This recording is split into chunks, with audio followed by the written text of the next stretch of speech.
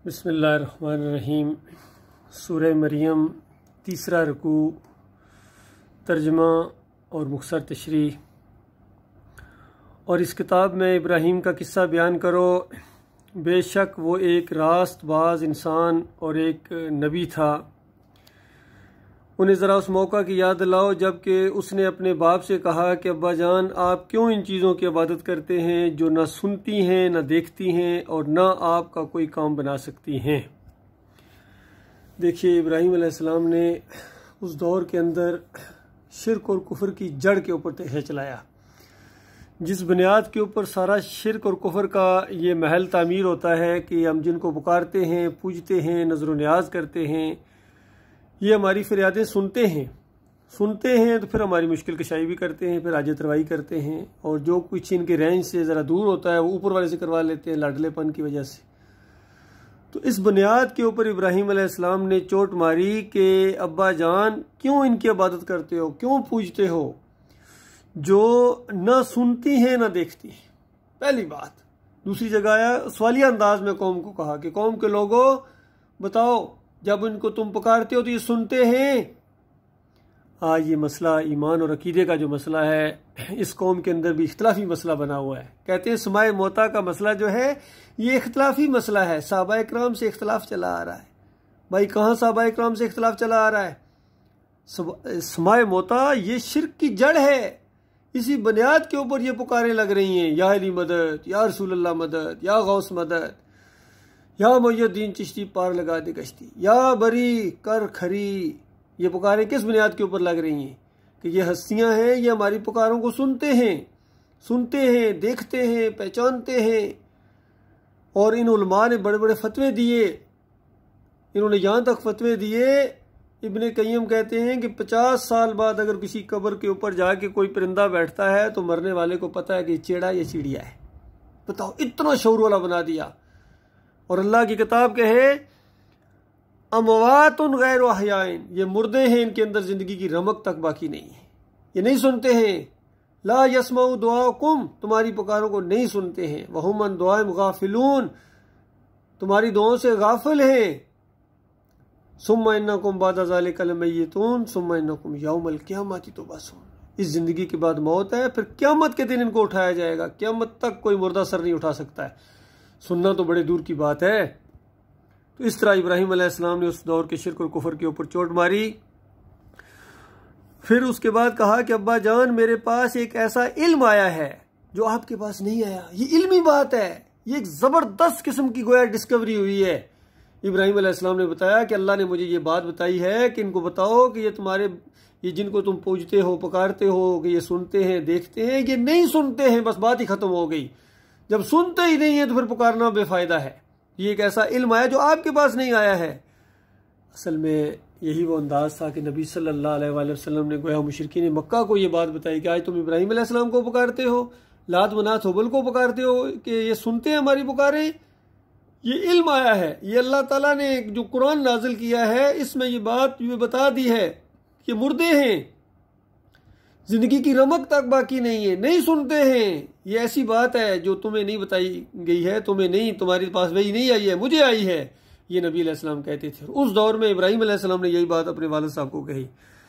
और आप मेरे पीछे चले, मैं आपको सीधा रास्ता बताऊंगा, मैं आपकी रहनुमाई करूंगा। ये जो तुम्हारे बड़े बड़े सरदार हैं, बड़े बड़े ये पुरख हैं, ये बड़े बड़े मजहबी लीडर बने हुए हैं, ये तुम्हारी रहनुमाई नहीं कर रहे। ये तुम्हें बल्कि उल्टा और ज्यादा गुमराही के अंदर डाल रहे हैं। जो ये तुम्हें तालीम दे रहे हैं कि मुर्दे सुनते हैं, देखते हैं, पहचानते हैं, हाजत रवा है, दाता है, दस्तगीर हैं, इनके वसीले से मांगो तो अल्लाह बहुत खुश होता है, और अल्लाह इनके वसीले से मांगो तो इनको मुशरिक कहता है। ये किताब का फैसला है। अल्लाह फरमाता वलिल्लाहिल अस्माउल हुस्ना फदऊहु बिहा, अल्लाह के अच्छे अच्छे नाम हैं, इन नामों के जरिए अल्लाह को पुकारो। ये है कुरान की तालीम। और अगर तुम कहो कि नहीं, हम तेरे नाम की बजाय तो ऐसा नाम लाएंगे कि तू फिर मजबूर हो जाएगा, तेरे नबी का नाम लाएंगे, तेरे फलां वली का नाम लाएंगे, तो बताओ ये अल्लाह के साथ निमक रामी और गद्दारी नहीं है तो और क्या है? अल्लाह कहता मेरा नाम लाओ, मेरे नाम का सदका दो। गफूर रहीम हूं मैं, हर सिफ्त मेरी है। रिज़्क़ चाहिए रज़्ज़ाक़ कहो, मग़फ़िरत चाहिए गफूर रहीम कहो। तो इस तरह मेरी रहमत जोश में आती है। ये तरीका भी बता दिया। अल्हम्दुलिल्लाह से लेकर वन्नास तक यही तरीका पूरे कुरान के अंदर, और फिर नबी अलैहिस्सलाम की जितनी दुआएं नकल हुई हैं सब का यही तरीका है, बरह रास्त अल्लाह ताला को पुकारना। कोई वास्ता वसीला नहीं है दरमियान में। ये वास्ते और वसीले वाले ये अल्लाह की किताब के इनकारी हैं। तो ये सीधा रास्ता है अल्लाह को पुकारना। फरमाया इब्राहिम अलैहिस्सलाम ने कि अब्बा जान आप शैतान की बंदगी ना करें। ये शैतान की बंदगी है जो तुम कर रहे हो। ये मुर्दे सुनते हैं, देखते हैं, पहचानते हैं, ये तुम्हारी बिगड़ी बनाते हैं, ये शैतान की बंदगी, चूंकि शैतान ने तुम्हें यही सिखाया है और शैतान रहमान का नाफरमान है। अब्बा जान मुझे डर है कि कहीं आप रहमान के अजाब में मुब्तला ना हो जाएं और शैतान के साथी बन जाएंगे। किस कदर अंदर से उठने वाली खैरख्वाही है, किस तरह अब्बा जान बार बार कह रहे हैं, कितनी अदब एहतराम के साथ कह रहे हैं। और उसके बाद ज़रा अब्बा जान का रवैया देखिए, ज़रा इसका जवाब देखिए अब्बा जान का। इब्राहिम कहा, बाप ने कहा इब्राहिम क्या तू मेरे माबूदों से फिर गया, मेरे माबूदों से फिर गया, बाप दादा के तरीके को छोड़ दिया। ये नहीं, अगर तू बाज ना आया तो मैं तुझे संसार करूंगा। ये गुस्सा देखिए बाप साहब का, पत्थर मार मार कर मारूंगा तुझे, बस तू हमेशा के लिए मुझसे अलग हो जा। देखिए बाप की ये शफकत है, वो आंखें मोड़ गई है। ये अकीदे का इख्तलाफ होता ही ऐसा है, एक दफा अकीदे का इख्तलाफ हो जाए ये ऐसा नाजुक मसला है। कहते हैं आप तो बस जज्बाती हो जाता है इंसान, मुखालिफ भी जज्बाती हो जाता है, और जो हक अकीदे के ऊपर वो भी जज्बाती होता है, वो भी अल्लाह के मामले में कि अल्लाह को गालियां देते हो शिर्क और कुफर के साथ, और फिर मेरे से ये उम्मीद रखते हो कि मैं तुम्हारी हमायत करूंगा, मैं तुम्हारे साथ नारे लगाऊंगा, मैं तुम्हारी पार्टी में शामिल हो जाऊंगा। कैसे हो सकता है? इब्राहिम अलैहिस्सलाम के बारे में फरमाया, इब्राहिम अलैहिस्सलाम ने कहा लोगों सुन लो, मैंने अपना रुख फेर लिया है उस हस्ती की तरफ जो ज़मीन और आसमान का खालिक है, जो मालिक है, मैं उसकी बंदगी की तरफ तुम्हें बुला रहा हूँ। यहाँ इसी तरह जब दावत दी तो वालिद साहब गुस्से में आ गए। उसके जवाब में फिर देखिए इब्राहिम अलैहिस्सलाम ने कहा कि सलाम आपको, मैं अपने रब से दुआ करूँगा कि आपको माफ़ करे, यानी सलामती की दुआ करूँगा। अब मैं क्या कर सकता हूँ, मेरा रब मुझ पर बड़ा ही मेहरबान है। मैं आप लोगों को छोड़ता हूँ और उन हस्तियों को भी छोड़ता हूँ जिन्हें आप लोगों ने अल्लाह को छोड़कर ये पुकारते हो, जिनको अल्लाह को छोड़कर जिनको पुकारते हो। अल्लाह के बंदो देखो नबी अलैहिस्सलाम के दौर में क्यों कौन सी पुकारें लग रही थी अल्लाह को छोड़ के, या इब्राहिम अगिसनी, या इस्माइल अगिसनी, या लात बाबा, या मनात बाबा, ये पुकारें लग रही थी। वह नबी अलैहिस्सलाम को भी इसी तरह कहा गया था, कुल कहो इनको इन्नमा अदऊ रब्बी वला उशरिकु बिही अहदा, इनको कहो तुम लात मनात हुबल को पुकारते हो, इब्राहिम अलैहिस्सलाम को पुकारते हो, इस्माइल अलैहिस्सलाम को पुकारते हो, मैं नहीं पुकारता हूँ। इन्नमा अदऊ रब्बी, मैं अपने रब को पुकारता हूँ, वला उशरिकु बिही अहदा, और इस पुकार के अंदर मैं शरीक नहीं ठहराता हूँ। दूसरों को पुकारना शिरक है। जिस राह ये पुकारें लगाई जा रही हैं, या रसूल अल्लाह मदद, या गौस मदद, या मुहियुद्दीन चिश्ती, ये सारी पुकारें बातिल पुकारें हैं, शिरकिया पुकारें हैं। तो इब्राहिम अलैहिस्सलाम के दौर में जो शिरकिया पुकारें लग रही थी, फरमाया मैं सबको छोड़ता हूँ, मैं तो अपने रब ही को पुकारूंगा, मैं अपने रब ही को पुकारूंगा। आज मौलवियों को जब थोड़ी सी ईमान की दावत कहते नहीं पुकारो या रसूल अल्लाह, पुकारते रहो पुकारते रहो, इसका अंजाम तुम देख लोगे। आखिर हमसे क्यों मुतालबा है कि हम भी पुकारें, हम तो अपने रब को पुकारेंगे।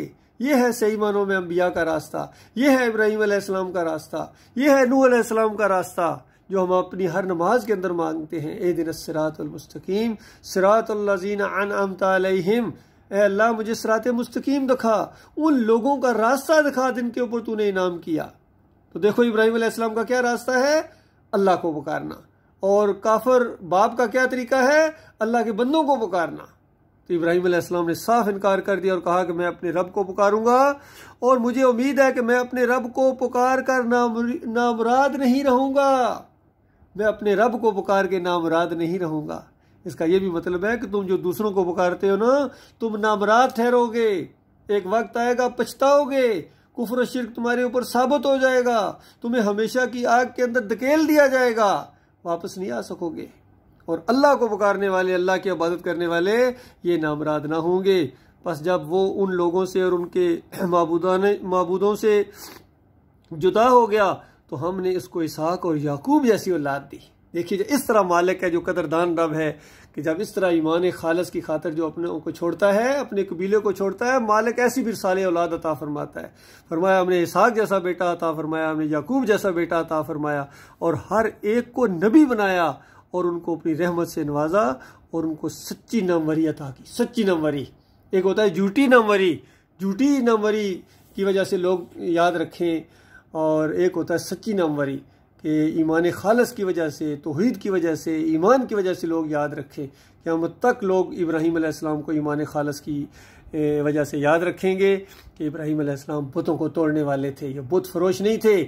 और आज अफसोस की बात है, ये उम्मत मुसलमान ये बुत फरोश बन गई है, ये बुत गढ़ती है, ये मंदिर बनाती है, ये गुरुद्वारे बनाते हैं, और ये इनकी जो मज़ार हैं ये भी अब पूरी तरह बुत परस्ती की शक्ल इख्तियार कर गए हैं, मंदिरों की तरह हैं। वहाँ जाके वही कुछ होता है, आपको यकीन नहीं आता। वहाँ अली अजमेरी की कब्र पर जाकर देखें, बाटी में बरीमाम जाकर देखें, मुहियुद्दीन चिश्ती के मज़ार पर जाकर देखें, सेवन जाकर देखें, जहाँ भी आप जाओगे तो खालस हिंदुआना अंदाज आपको नजर आएगा कि ये वो कौम है जो तौहीद की बुनियाद पर उठी थी, ये वो लोग हैं जो मदीना की रियासत बनाएंगे।